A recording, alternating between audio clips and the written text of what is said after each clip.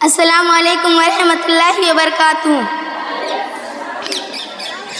الحمدللہ وکفیٰ وسلام علی عباد اللہ الذین اصطفیٰ، اما بعد۔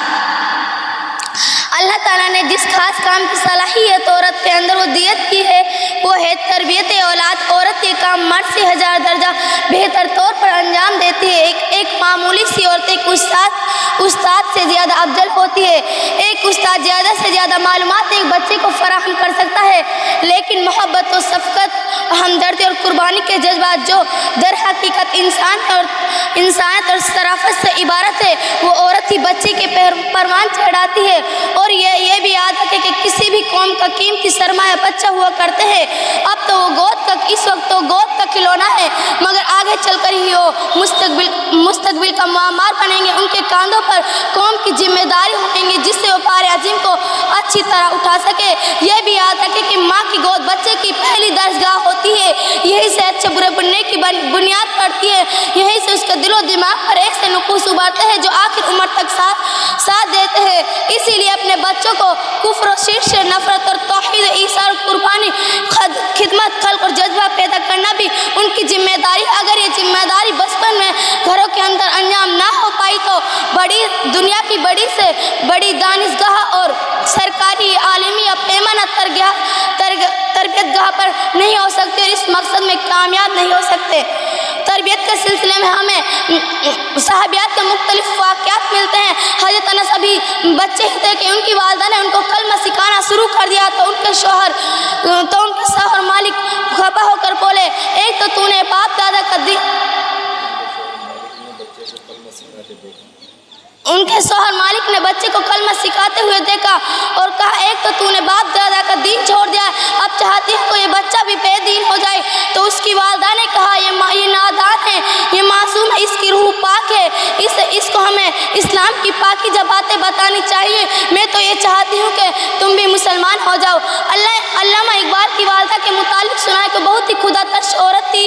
ان کے والد کی آمدنی مشتبہ تھی، وہ چاہتی تھی کہ اس کاروبار کو چھوڑ کر کوئی دوسرا کاروبار کر لے، مگر کوئی انتظام نہیں ہو پا رہا تھا۔ اسی درمیان علامہ اقبال پیدا ہو گئے اور وہ چاہتی تھی کہ ایسی آمدنی سے جب بچہ پل کر جوان ہوتا ہے تو اس میں وہ خوبیاں نہیں ہوتی جو اسلام کو مطلوب ہوں۔ اس میں ایک ترکیب سمجھ میں آئی اور اس نے اپنا زیور بیچ اور ایک بکری خریدی اور اس کو اس کا دودھ پلانے لگی۔ یہ اس پاکیزہ جذبہ کا پھل ہے۔ علامہ اقبال نے اپنی شاعری میں اسلام کی خدمت کی۔ پہلے ماؤں کو یہ غرض تھی کہ ہماری اولاد مسلمان ہو اور دین کی خدمت کرے اور اللہ کے راستے میں جان قربان کر دے۔ اسی لیے اپنے بچے کو ہوش سنبھلتے ہی بسم اللہ کہہ کر کلمہ طیبہ رٹاتی تھی اور رات کو سونے کے لیے اللہ اللہ کہہ کر لوریاں دیتی تھی، جس سے بچوں کے دل میں خدا اور رسول کی محبت نقش ہو جاتی اور خود نماز پڑھتی، ساتھ میں ان کو شوق دلاتی اور روزے رکھواتی تھی، جس سے نماز گھٹی میں نہ جائے اور بری باتوں سے نفرت ہو جائے۔ آج کل اس کی طرف ذرا بھی توجہ نہیں ہے۔ آج کی مائیں چاہتی ہیں ہماری بیٹیاں گریجویٹ بنے اور بیٹے انگریز بنے اور نئے دور کے مطابق اپ ٹو ڈیٹ کہلائیں، اور مگر ان کے دل پر یہ خیال نہیں آیا کہ دین حق کا فرض بھی ان پر عائد ہوتا ہے۔ بچہ ایک ننھی سی لچکدار ساکھ کی طرح ہوتا ہے، شروع میں اسے چاہو جدھر موڑا جا سکتا ہے، جب وہ وقت نکل جاتا ہے تو وہ لکڑی کی طرح سخت ہو جاتا ہے اور اس کی عادتیں پختہ ہو جاتی ہے، پھر وہ ایمان و اسلام کی روح سے خارج ہو جاتا ہے، پھر وہ اس دین حق میں اتوار میں دین حق کی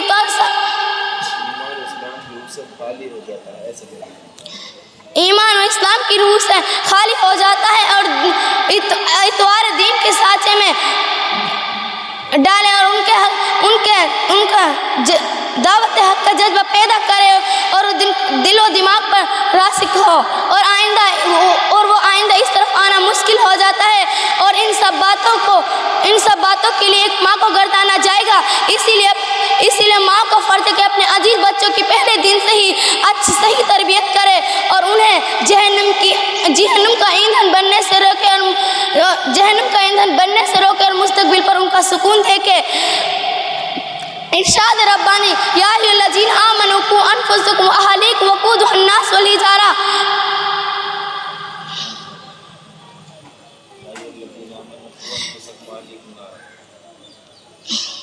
یا ایھا الذین آمنوا قوا انفسکم واہلیکم یا ایھا الذین آمنوا قوا انفسکم واہلیکم نارا والحجارہ وقودها الناس والحجارہ. اے ایمان والو بچاؤ اپنے اہل و عیال کو جس کا ایندھن انسان اور پتھر ہوئیں گے. وہ لوگ جو ایمان